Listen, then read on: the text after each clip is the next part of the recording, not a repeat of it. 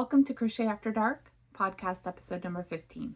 In today's podcast, I'm going to show you 2 finished objects and 5 works in progress. Let's get started. If you watched last week's video, you know that I had this beautiful corner to corner almost completed. All I had left was a few ends to weave in, and I'm happy to say I was able to get those done this week.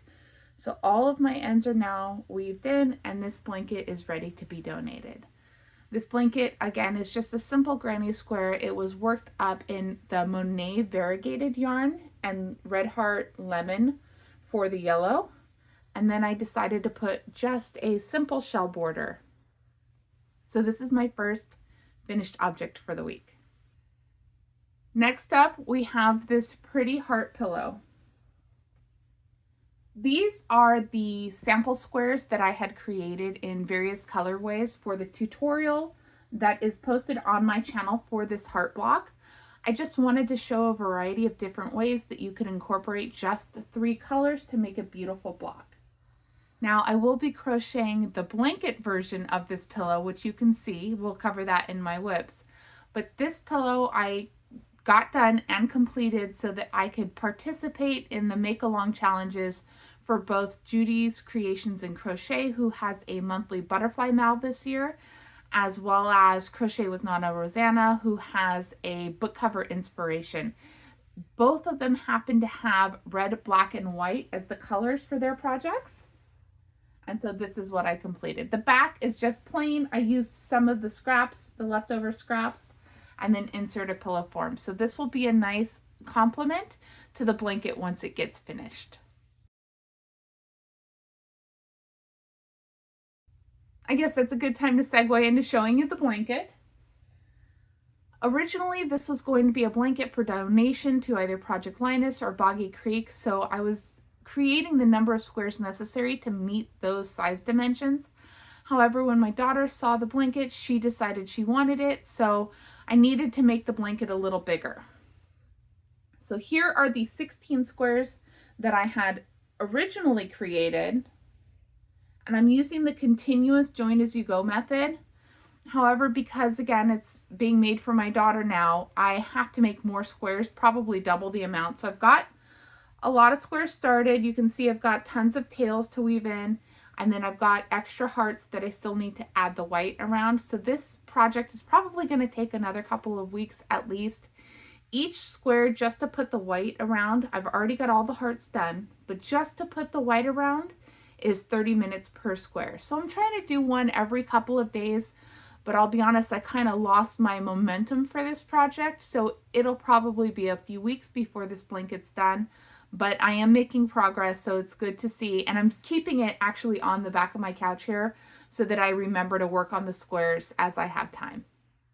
In addition to my squares, I'm working on a corner-to-corner blanket using the Bernat patchwork yarn. And I'll be honest, I really loved this yarn when I saw it on the cake, and I thought this would make a perfect blanket for my couch to cuddle with. But I'm actually not liking the colorway now that it's being worked up. So I'll probably wind up donating this, and I'll have to find somewhere to donate it, or I can keep it around for a gift as well. But I'm using my corner-to-corner pattern. And because of the colorway, the chevron effect that I normally see on this pattern isn't quite working up the way that I want it to. Still a beautiful blanket, super soft. I think it's going to be great. Each panel is just about 1 cake of yarn, so I think I'm going to need, I have 1 more cake left. I think I'm going to need to buy 1 more cake for 5 total cakes to finish this blanket up. So I'll have to run down to my local Joann's before it closes to pick that up, but I think this is going to be beautiful, and it's working up so quickly. It should be done in no time. So it's fun to work on, just not really my cup of tea to keep at home. But that's okay. We can gift it or donate it, so not a problem at all. A while back ago, I had started a blanket using the lemon peel stitch, and I forget the colorway that this is. It's a Color Fusion yarn. I know that, but I forget what colorway it is. And unfortunately, my ends had started, you can kind of see it here, but had started going wonky. So I decided I'm going to frog this project and make it into something else. And what I have started is this poppy pattern, and I'll put a link in the description to their Ravelry page, but poppy pattern by Lucia Stepankova, and it looks really beautiful. It's kind of interesting to work up. I thought that it would be done in, you can kind of see the pattern here. I thought it would be just like a normal square where you work the middle first and then you work the next row. That's actually not how this works up. So it probably would have been better in a solid color yarn because it kind of works up on the diagonal like a filet crochet blanket. So it's been really interesting and kind of challenging to work up, and that's been fun. I haven't gotten too far. This is where I'm at. So it's kind of cool, but you can kind of see how I'm doing rounds, but it's going to wind up working on the diagonal. I think it'll make more sense once I'm further along in the project, but it's been super fun and I can't wait to see how it turns out. I really like these little flower details, and those are easier than I thought they would be as well. Next up is another corner to corner. It's the same pattern as this one. I'm working it up in this colorway. This is Lollipop. It's a Karen cinnamon swirl cake. I really do love the way these cinnamon swirl cakes work up, and I haven't gotten too much further than you saw last time, but it's looking really good. And this blanket will again be for donation, and I'll pop a picture up of what this pattern looks like in a different colorway.